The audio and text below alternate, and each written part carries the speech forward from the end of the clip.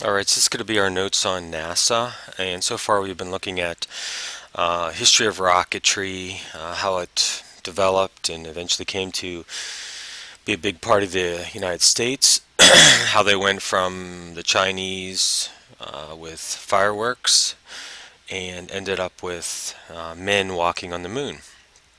A big part of development of space travel in the United States is through something called NASA. And you've probably heard this before, you've probably seen their emblem, and it just stands for the National Aeronautics and Space Administration. This was born on October 1st, 1958, and it had a lot to do with this thing right here, Sputnik. And it was in response to Russia. And after the end of World War II, we kind of became like enemies with this new country that had formed due to what had happened in the war. And a lot of that was driven by ideology, and that they were communist, and the U.S. Was democratic. And we were afraid of them, and they were afraid of us. And as each side developed different technologies, we were worried that one would attack the other. So in response to this fear and something called the Cold War, we're not going to go into that too much, but this is really just a technology race to see who could develop weapons faster, quicker, better weapons, and so on. NASA was formed. It absorbed something called NACA, National Advisory Committee for Aeronautics, just absorbed it and really broadened it. And it took an act of Congress, and you've probably seen the speech from Kennedy, and so the president recommended, and then Congress acted, and they formed NASA.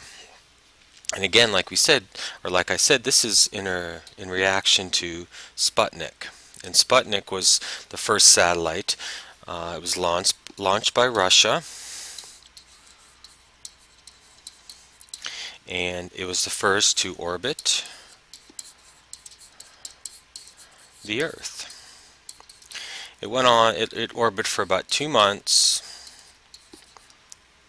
Actually, let's say 2+ months. We'll just say several months, actually. 2 or 3. And then batteries died, it fell back to Earth. You've probably seen a picture of this before.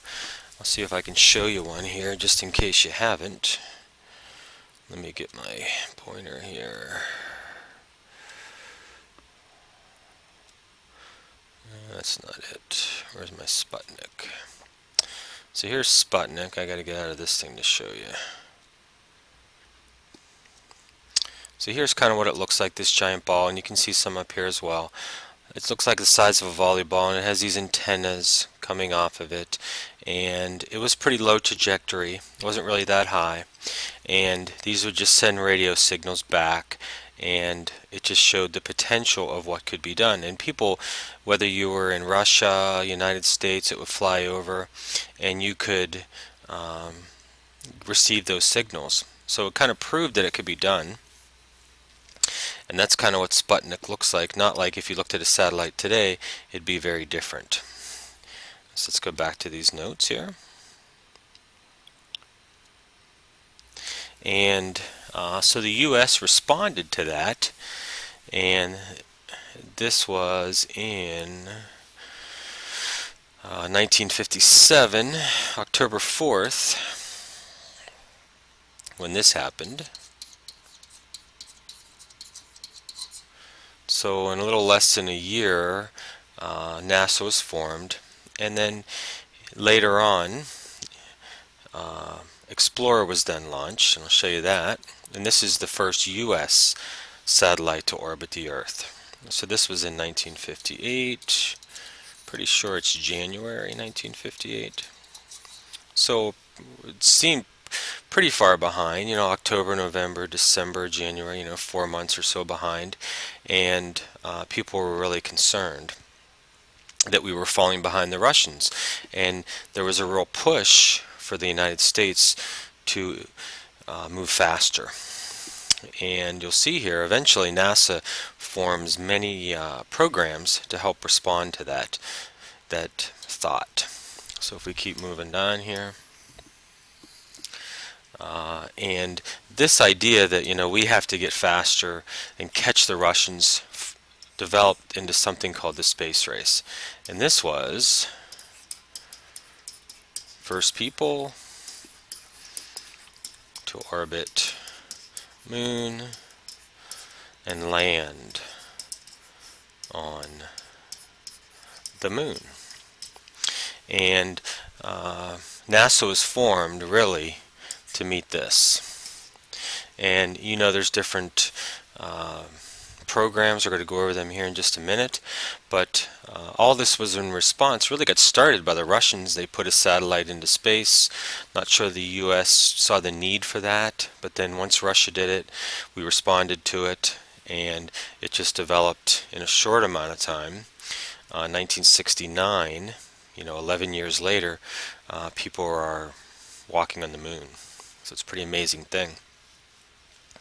The major goals in forming NASA were human spaceflight, robotic missions, satellites, development of those, a space lab, and reusable spacecraft. So they had like 5 goals when they formed NASA to achieve. And it's always good to have those. If you just form NASA and say, we just want to go to space, that's fine, but then they had very specific goals that through each one of these programs they wanted to develop.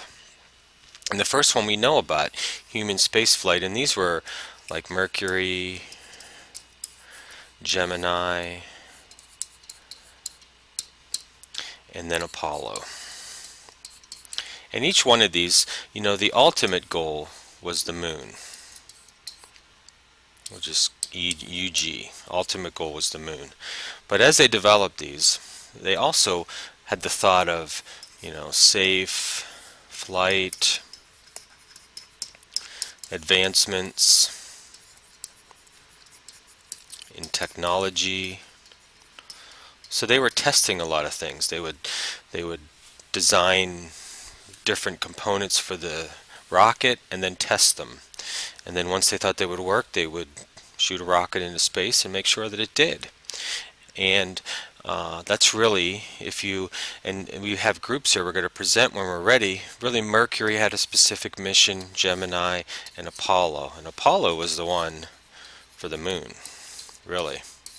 And Gemini, was talking about developing the technology to get to the Moon.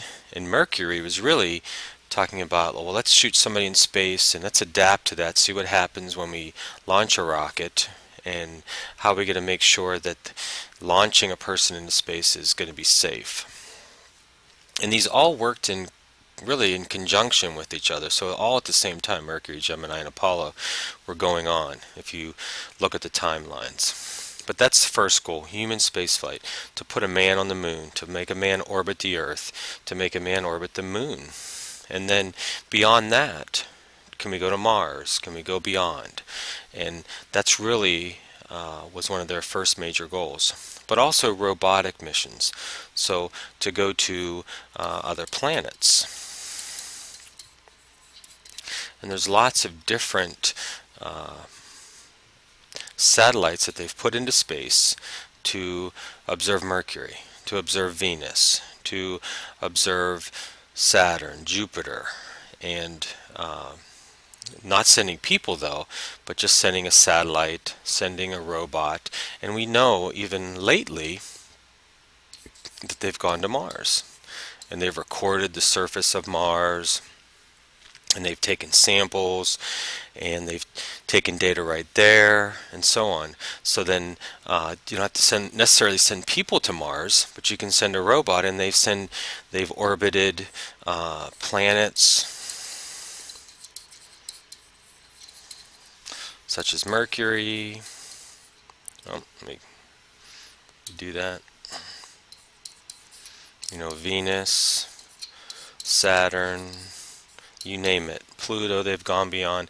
And they've even gone beyond the solar system. So there's something called the Oort cloud beyond our solar system and just keeps going.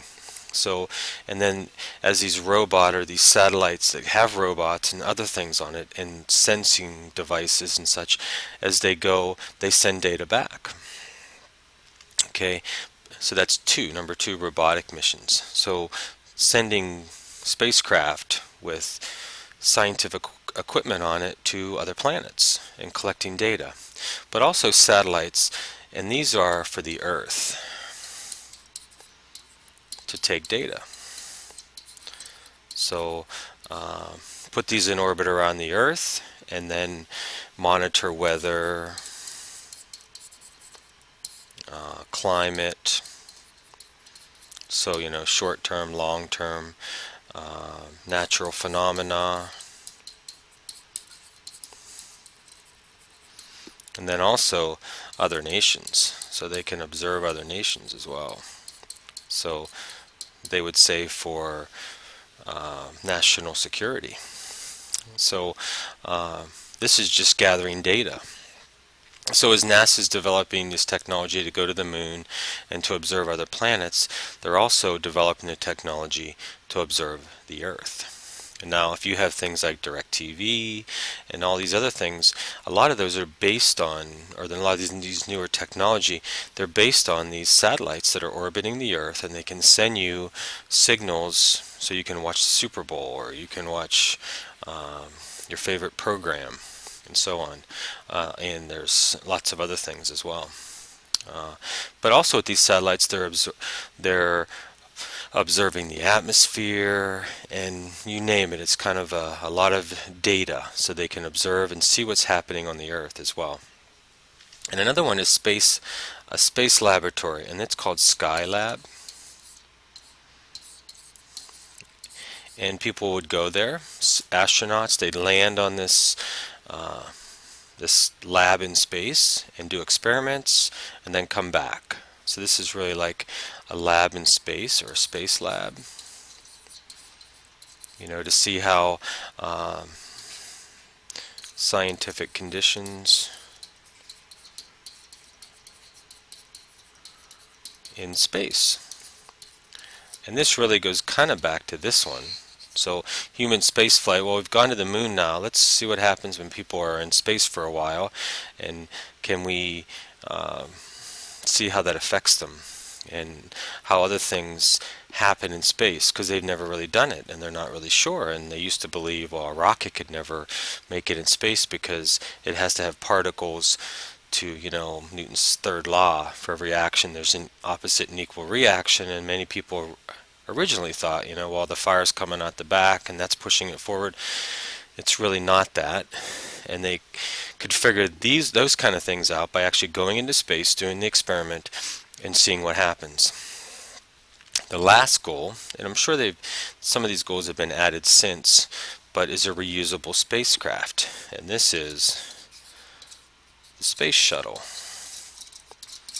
Challenger, Endeavour, all the other ones, where they could send a rocket into space and then bring it back, and not completely lose the rocket. Apollo, they sent it to the moon and only part of it comes back.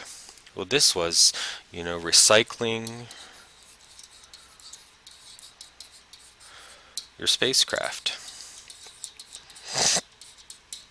And this became a focus for many years, and kind of an amazing, part of, really proud that the United States could do that. Our country felt really good about being able to do this, and they've had some crashes over the years, but in general it's been a really successful program. And those are the 5. So NASA, when it started, October 1958, had these goals. Human spaceflight, they did it. Robotic missions, they did it and they're still doing it. Satellites, they did it and they're still doing it. Space Lab, they did it. They're still kind of doing it. They're still doing space experiments. They did one with the twins, where they sent one twin into space, one stayed back, and then they compared the reactions, the body reactions to the guy being in space and the guy here, and they compared and so on.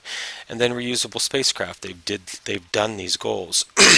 So we could look at, maybe you guys don't pay as much attention to our political situation, but our people get in there, do they have goals and do they accomplish them? Well, NASA, their major goals, they did them. And so that's our notes on NASA. Make sure you annotate these, and turn them in. We'll be discussing. And have a good day.